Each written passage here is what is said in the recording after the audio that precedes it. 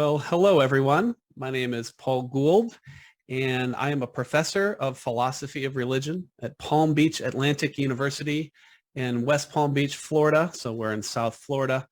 Right now I'm speaking to you. It's the end of May, and the weather is beautiful, and I hope that you are doing well also. Today we're going to be talking about the argument from beauty, so I think it's appropriate to just enjoy the beauty in this part of the world. I'm going to go ahead and share screen, and I'm going to begin now walking you through the argument from beauty. And if you want more about me, you can find my website there, paul-gould.com. And if you'd like to know more about the Masters in Philosophy of Religion that I help lead here at Palm Beach Atlantic University, you can see the URL there on the slide, and you can Google and find me. I'm really looking forward to just having this discussion with you today. Well, I want to begin with during COVID, so I guess 2 years ago, the TV that our family watched during that COVID summer to kind of get through that time was the sitcom The Office. I'd actually never watched it the whole way through, but we watched it from the beginning till the end. And of course, it's a funny show, and we enjoyed watching it as a family. But I was really struck with the very last scene to the very last episode of season 10, like the end of the whole series. Pam here, the character Pam, she says this. She says, "I think an ordinary paper company like Dunder Mifflin was a great subject for a documentary. There's a lot of beauty in ordinary things." And then she says, "Isn't that kind of the point?" And that's actually a very profound statement. There's a lot of beauty in ordinary things. And isn't that kind of the point? We're going to explore this fact of beauty that we see all over the world today and see what it reveals to us about reality. So to begin, though, I want to begin with another story, the story by Oscar Wilde, The Picture of Dorian Gray. Because in this story, Oscar Wilde, I think, helps us see the mysterious yet evocative nature of beauty, and then the interplay of beauty and art and the imagination and understanding and how they all work together.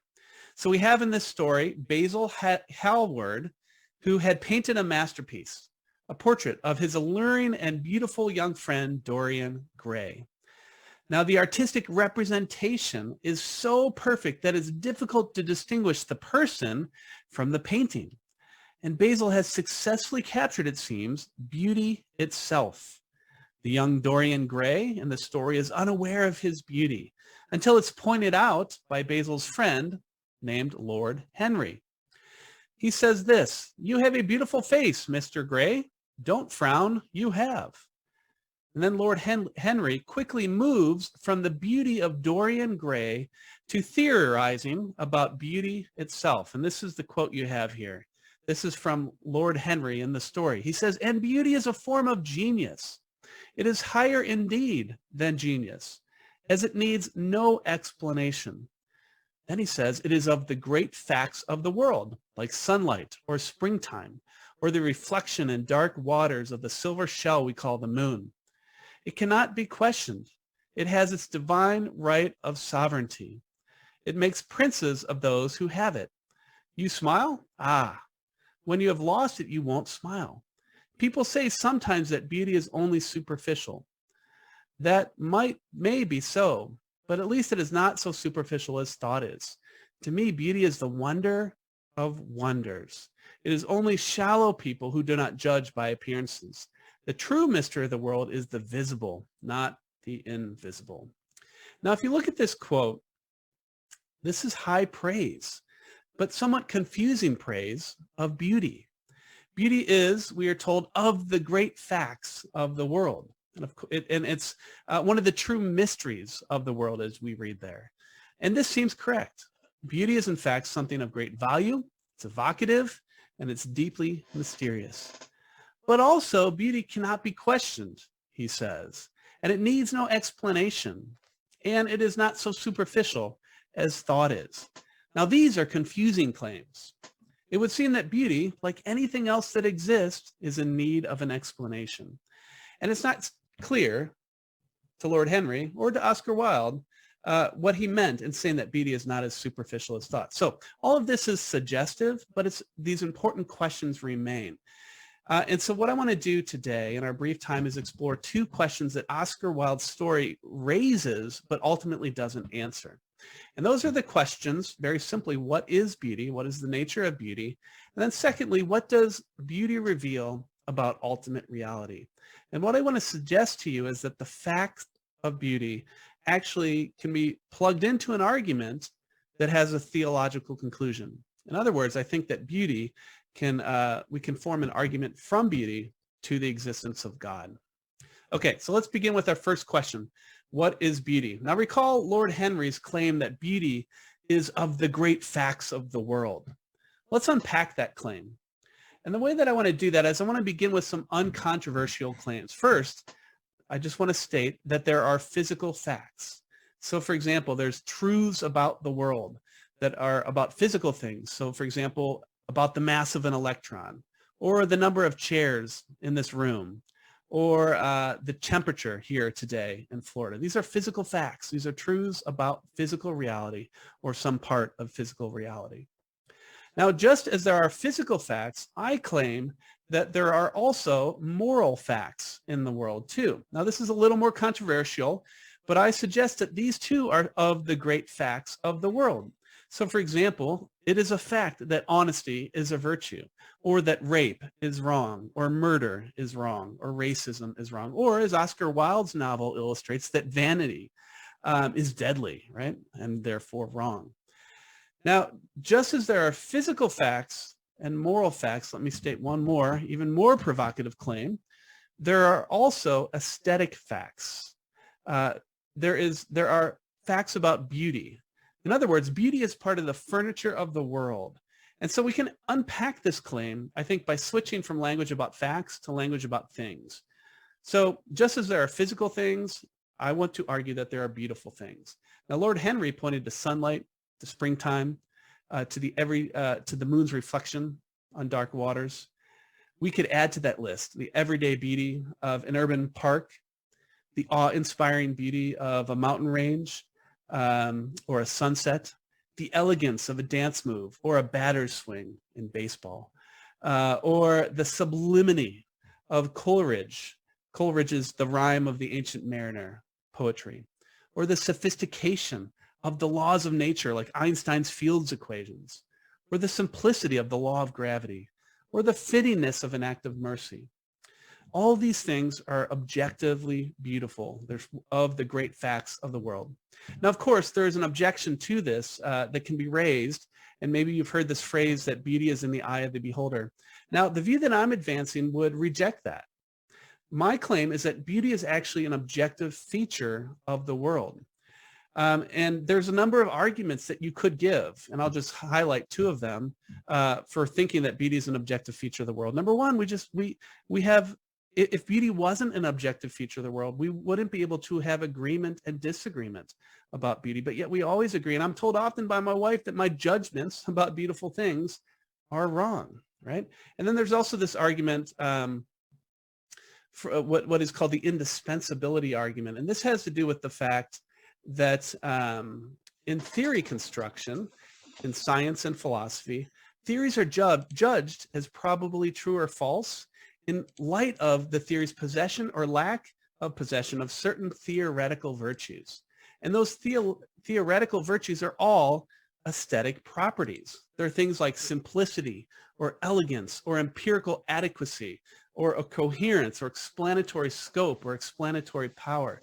Now notice that each of those theoretical virtues that we use to assess theories in science and in philosophy, they all pick out aesthetic properties.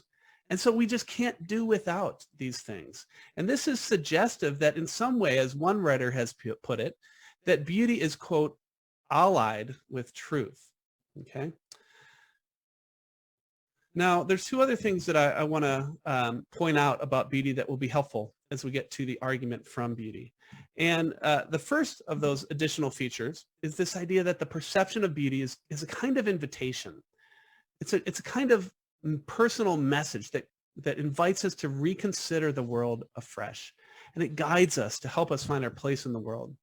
And the second thing I want us to note is that the experience of beauty is inexhaustibly pleasurable. Okay, well, let me just say a little bit more about each of these. Let's begin with this first idea here. Okay, so the first additional feature about beauty is this idea that the perception of beauty is an invitation to reconsider the world and a guide to help us find our place in the world. And I love Elaine Scarry here. This is her book on the screen. It's called On Beauty and Being Just. And in there, she describes the evocative and mysterious structure of the perception, the experience of beauty, and the moment that we stand in the presence of beauty. So look at this quote here on your screen. She says, the beautiful things seems incomparable, unprecedented. And that sense of being without precedent conveys a sense of the newness or the newbornness of the entire world. It is the very way the beautiful thing fills the mind and breaks all frames that gives the never before in the history of the world feeling. So beauty arrests us and stills us. It captivates us and fills us. It nourishes us and it gives life. And there's a kind of weightiness or glory or excellence, or as I will put it shortly, there's a kind of transcendence to beautiful things that demands our attention. As Elaine Scarry says, that experiences of beauty serve as a small wake-up call to perception. So think of it this way, the experience of beauty moves us. And as she says, we continually revise our location in order to place ourselves in the path of beauty. So beauty functions like a kind of greeting, perhaps even from another world as a kind of invitation. And it sort of whispers in our ear, welcome, take my hand as we journey together, to the home that we've always longed for. Okay, so that's the first feature, or the second feature of beauty that I want us to notice. Number one, that it's subjective. It's part of the furniture of the world. Number two, it's a kind of invitation. It's suggestive of something transcendent. And then number three, the experience of beauty is inexhaustibly pleasurable. Now, beauty is not equated. It's not the same thing as pleasure, but all experiences of beauty are pleasurable, right? And the pleasure of beauty is unlike any other pleasure. So again, here's Scarry, this quote on your screen. She says, many human desires are coterminous with their object. So a person desires a good meal, and as though by magic, the person's desire for a good meal seems to end at just about the time the good meal ends. But our desire for beauty is likely to outlast its objects because, unlike all pleasures, the pleasure we take in beauty is inexhaustible. No matter how long beautiful things endure, they cannot out-endure our longing for them. So for example, I'm craving a hamburger right now. I'm craving food. But when I eat that hamburger, as pleasurable as that will be, the craving will be gone once I eat that hamburger. But on the other hand, the pleasure of standing before the beauty of the royal palm trees in my front yard, or the cresting ocean waves just down the road at the beach, or the sublimity of a logical proof as I'm working on a logical puzzle, fulfills this longing for beauty without extinguishing the longing for other beautiful things. So the delight of standing before beauty nourishes and sustains me in a way that hamburgers never will. No offense to hamburgers, of course. So by attending to the phenomena or the experience of beautiful things and beauty itself, we discover three features then about beauty. Okay. Number one, beauty has this objective feature to it, that it's part of the furniture of the world. Number two, it demands our attention and guides us home.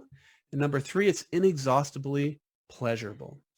Now, Thomas Aquinas is a medieval theologian and philosopher, and he says three things about beauty that I think are very helpful. He does point, first of all, to the subjective component. Like I talked about the fact that beauty is not merely in the eye of the beholder, like it's an objective feature of the world. But of course, there is a sense in which beauty is beheld by the eye and beheld by the ear and so on. And so Aquinas has something really helpful to say about this subjective component of beauty. He says, the beautiful is something pleasant to apprehend. In other words, it's pleasing to the mind's eye when we behold beauty. But then also in the Summa Theologiae, he gives us some criterion for identifying beautiful things. And look at what he says right here.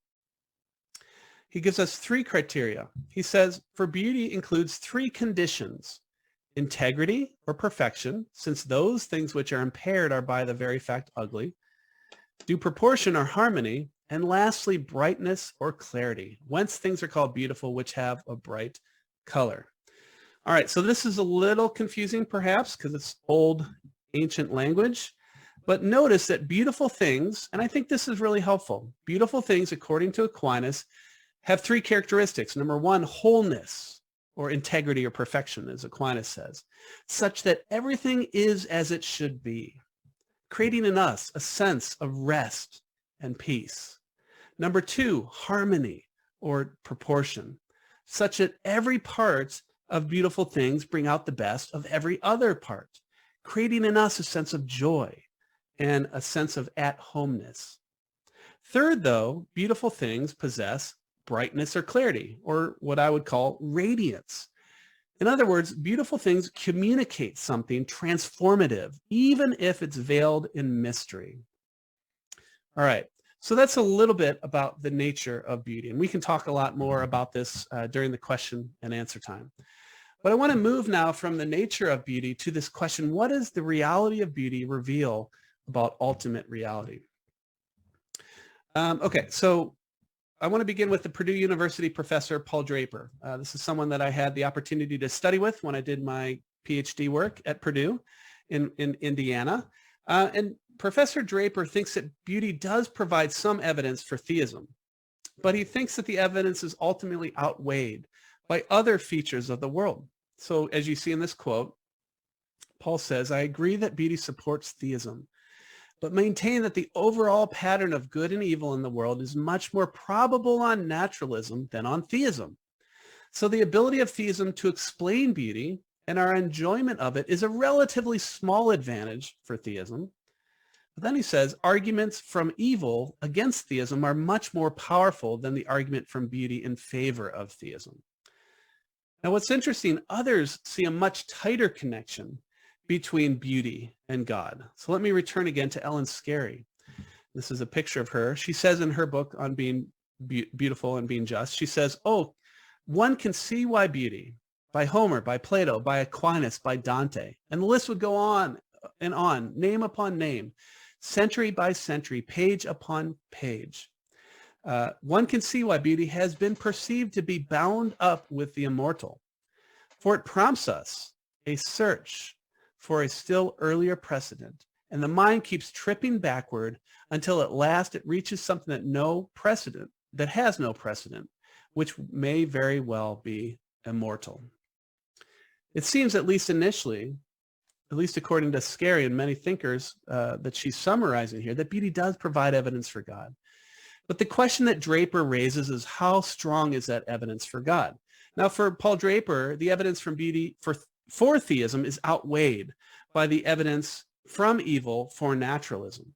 Now, I think that that's a fair enough claim, actually.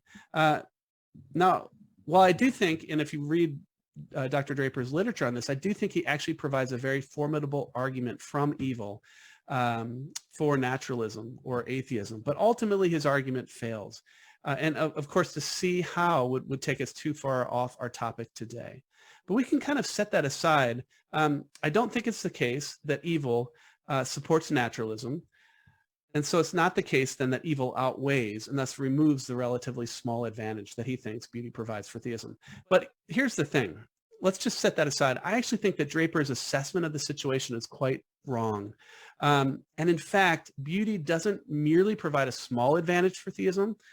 I think if we properly understand the nature of beauty, we see that it actually provides some pretty strong evidence for theism. So I want to try to make that clear here as well. Okay, and so part of the problem is that Draper hasn't grasped adequately the nature and significance of beauty, right? It's not just the bare fact of beauty considered generically and our enjoyment of it that cries out for explanation, right? But it's something much deeper. So I think to find our way, I want to state as clearly as possible the key findings related to beauty that we've already discussed, and then I want to sort of plug them into an argument for God. Okay, so let's organize our claims about beauty into two facts two pieces of evidence that need explanation. Okay, the first piece of evidence, I'll call it E1, is the fact that the world is saturated with beautiful things. The world is saturated with beautiful things. The second piece of evidence, we'll call it E2, is the idea that beautiful things possess a transcendent quality. All right, let me just explain these briefly. Our first piece of evidence, E1, focuses attention on the fact that beauty is an objective, valuable, deep, and pervasive feature of the world. Beautiful things, beauty is found everywhere, and abundantly so, from the mathematical laws that describe the physical universe as a whole and the starry heavens above, to the medium-sized things and the people on Earth, and within the microscopic, such as the cell or the DNA strands, and much more. Beauty is not an accidental property of a small slice of the universe. It's one of the great and central facts of our world, right? It saturates our world and imbues it with value.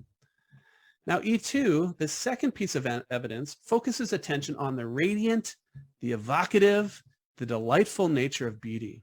Recall that beauty awakens, as Plato said. Beauty awakens desire. It calls us, it sets us on a journey. And it's pleasing to be sure, but it's inexhaustibly pleasing in a way that is suggestive of something much, much more.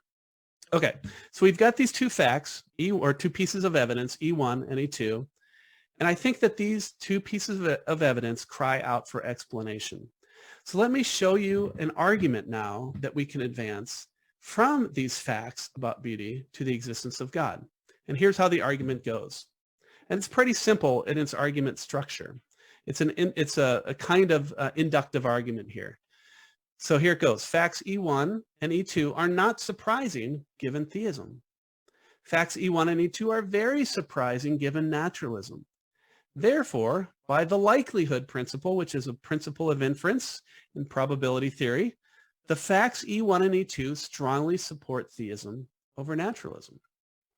Okay, so if my version of the argument from beauty is successful, the result is that beauty provides strong support for theism and not just weak support, as Draper claims. So let me just briefly consider each of the premises here, and then we'll try to wrap up so that we can have time for conversation.